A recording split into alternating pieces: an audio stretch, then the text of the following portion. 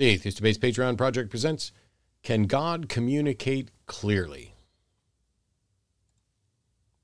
Sure doesn't seem so. This is a sort of different take on a version of the divine hiddenness problem. I think the divine hiddenness category of arguments are among the strongest against the existence of God. One of the versions of divine hiddenness is often referred to as the problem of inconsistent revelation.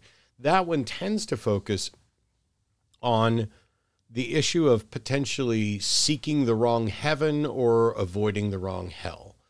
And kind of a quick summary of that is, should I go for the religion if I don't have any way of telling the difference between them, of which one's actually true, if I don't have sufficient evidence to conclude that one's true or a particular denomination is true? Should I consider the consequences of an afterlife and go for the one that either has the best afterlife for being a follower, or should I avoid the one that has the worst afterlife if you're not a follower?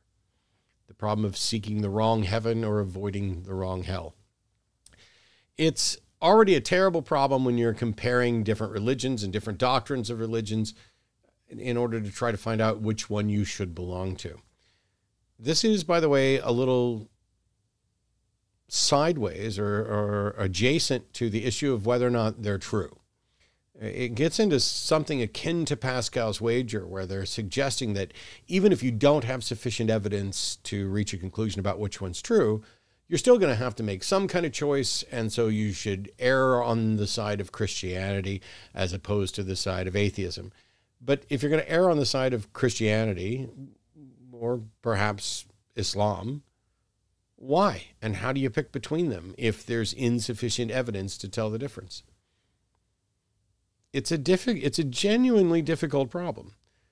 Most people don't ever have to face it because most people are part of the religion that they were indoctrinated into, or they became convinced of a religion at some point without much regard to the possibility of other religions being as or even more likely to be true.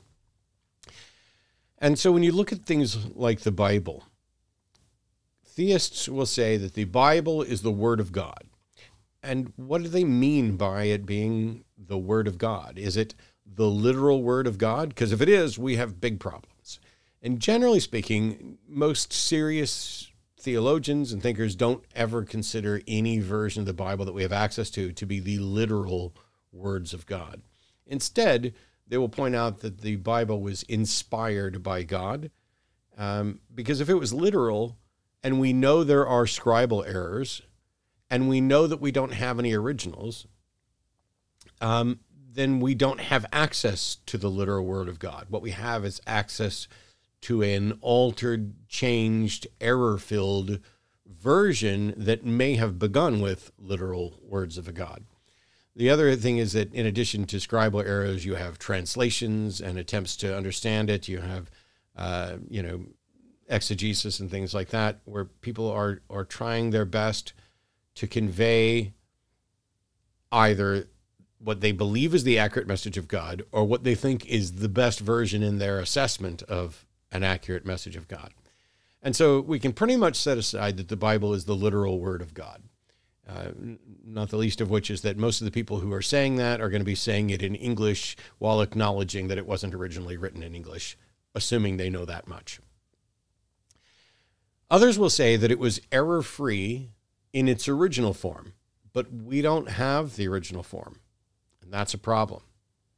So we need to completely set aside the notion that the Bible is the literal Word of God and go with the notion that at best we can say that the Bible is the inspired Word of God, that God communicated with people in such a way that they wrote things down that God wanted them to write down.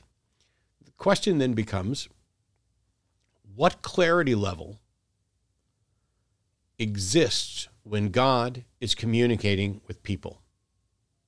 Now, I know some of you are saying, hang on, what the heck did he just say? I mean, why phrase it like that way? How clear can God communicate with humans? Now, if God can communicate a word-for-word sentence, that's awesome. That is a pretty good level of clarity. And if God is all-knowing and more incredibly wiser than the rest of us, you would think that God would know how to communicate with us, his creation, in a way where it should be trivial to communicate a clear sentence. But that doesn't seem to be the case. Spirit mediums who claim to be speaking with the dead often seem to be playing charades. If you watch one of these individuals, it's, I'm getting a B or an R, a name that starts with a B or an R. It's coming from an older man sort of behind you and to your left. Yes, he's there. He's indicating that he's happy that you're over your cold. Does that make sense to any of you? And when they do something like that, it's, what's going on? If they're seeing a person, an older gentleman that's behind them and to their left, not only can we not demonstrate that that's true, but I don't know what that means, although they will often ascribe meaning to it, often ascribing the meaning afterwards, and they can shift it. Oh, well, maybe it's because I'm standing here and he's directly behind you or slightly to your right, but from the angle it looked like he's to your left. Anyway, they can add all that, but it seems like what they're doing is playing charades with the dead. And yet, curiously, they can write entire books about what they've learned from the dead and about the afterlife.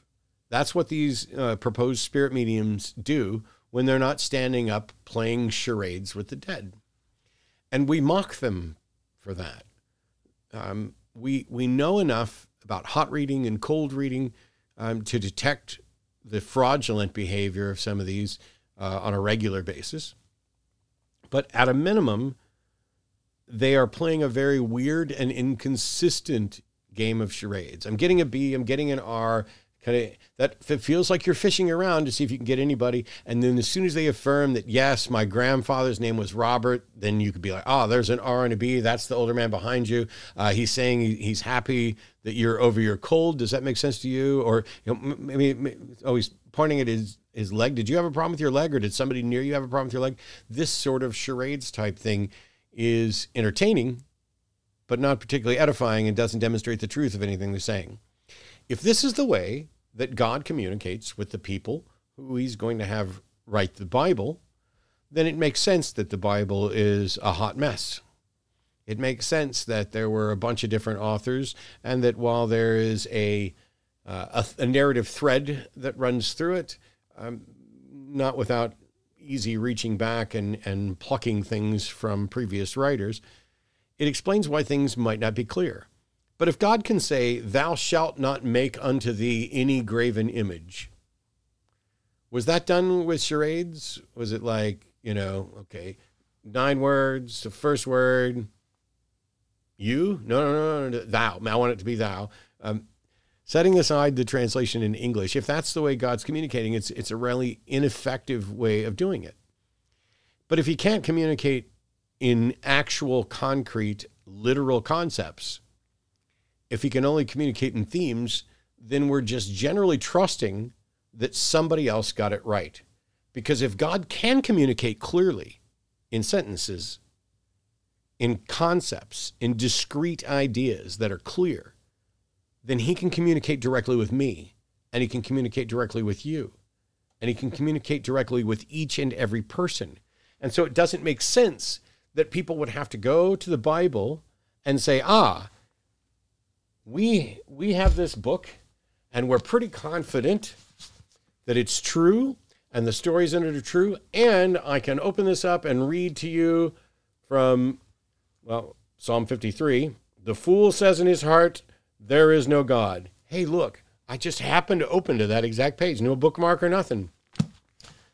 Maybe because it's been opened there many, many, many times before you start trying to come up with God open it up to that. But if God can communicate in clear messages, then he can communicate with all of us. And we won't need to rely on somebody else's understanding or interpretation of that. And the question then becomes, why aren't we all worthy of having God communicate with us? If he can't do that, then whoever we're trusting is as unreliable in their understanding of God as any of the rest of us would be. Can God offer updates and corrections? Where is it? Where's the update? Where's the inspired text from today? Why did it all end after a couple centuries? I've heard from theists that God could only reveal things to people in a way that they could understand at that time. And that makes a little bit of sense. You wouldn't want to tell, and some ancient Israelite tending his sheep who knows nothing about electricity, tried to describe the atomic bomb or the internet. There'd be no easy way to actually do that. And so you'd have to be doing it in kind of analogies and metaphors and things like that. And that makes sense. But we aren't those people. We don't have those limitations. So why not reveal stuff to us right now with our current understanding? Why not deliver a message 2.0 that is delivered as a revelation to us now, given our understanding and knowledge now? The problem of these inconsistent revelations and the flawed methodology exists when you extend this to comparing other religions as well, not just when you're looking at Christianity itself. Because if God can reveal himself, then we don't need preachers or imams or Bibles or Qurans. God can just reveal himself. No need for translations or debates or denominations. God can just reveal himself. And if God can't do this, then the preachers, imams, Bibles, and Qurans are useless because they're the result of claims of revelation that cannot happen and cannot be reliable and cannot be trusted.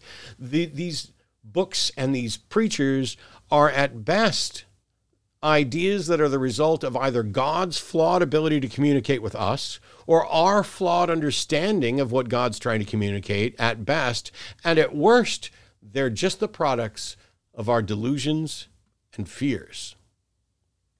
In either case, preachers, imams, Bibles, and Qurans are completely useless. And if God has a message for any of us in the modern world, he should start talking. We'll see you next time.